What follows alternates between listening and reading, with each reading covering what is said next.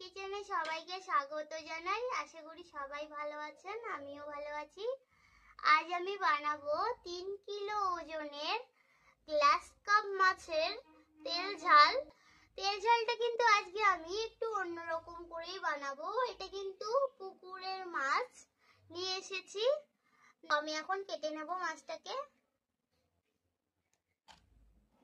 মাছটাকে কেটে নিয়ে এসেছি।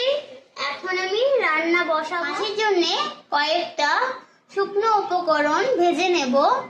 গোটা জিরে, গোটা ধনে, গোটা মোহরি, কয়েকটা শুকনো লঙ্কা, টুকরো জাবিত্রী, একটা বড় এলাচ, কয়েকটা ছোট এলাচ, দারচিনি কয়েক টুকরো। আমি শুকনো খোলা এটাকে ভেজে নেব। মশলাটা ভাজা কিন্তু হয়ে গেছে, নামিয়ে নিতে হবে, নইলে কিন্তু পুড়ে যাবে। এখন আমি মাছগুলোকে নুন হলুদ দিয়ে মেখে নেব। হলুদ গুঁড়ো, লবণ দিয়ে মেখে নেব। মাছগুলোকে মেখে নিয়েছি। এখন আমি গরম তেলে ভেজে নেব। তেল গরম হয়ে গেছে।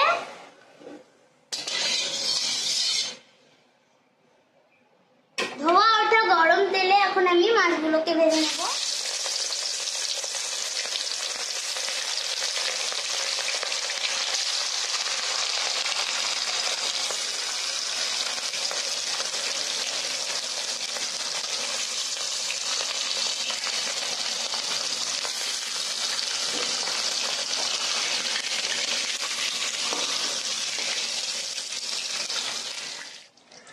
মাছটি কিন্তু ভাজা হয়ে গেছে। লাল লাল করেই কিন্তু ভাজতে হবে মাছগুলোকে।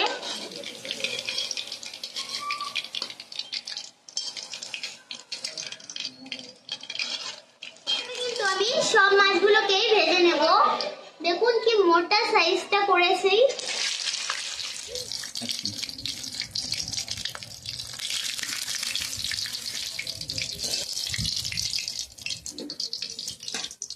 সব মাছগুলো কিন্তু আমি ভেজে নিয়ে কড়াইয়ে আরেকটু তেল দিয়ে দেব।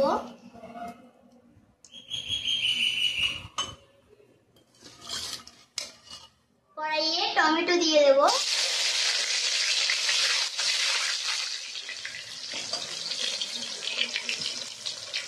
পেঁয়াজ আর লঙ্কার পেস্ট দিয়ে দেব।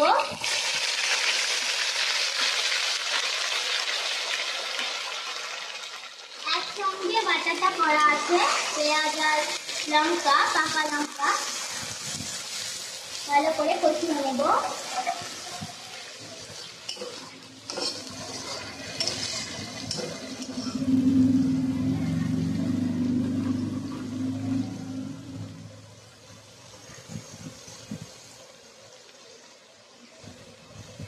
স্বাদ মতো লবণ দিয়ে দেব। হলুদ গুঁড়ো, লঙ্কা গুঁড়ো,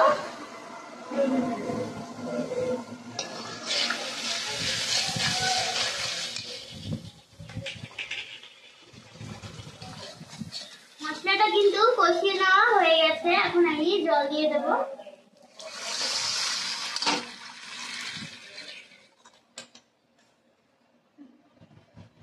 ঝোলটা কিন্তু ফুটে গেছে। এখন আমি ভাজা মশলাটা দিয়ে দেব। ভাজা মশলাটা গুঁড়ো করে নিয়েছি।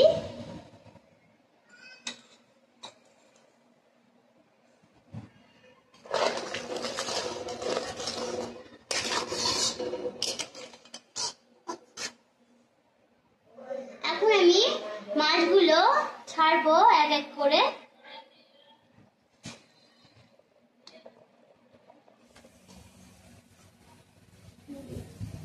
সব মাছগুলোকে আমি দিয়ে দিয়েছি। ঝোলটা একটু ভালো করে ফুটে গেলে আমি শেষে ঘি দিয়ে নামিয়ে নেব। ঝোলটা কিন্তু ফুটে গেছে। এখন আমি ঘি দিয়ে দেব। এই তেল ঝালটা একবার হলেও বাড়িতে বানিয়ে খাবেন, দেখবেন অসাধারণ খেতে। 1 চামচ ঘি দিয়ে দিলাম।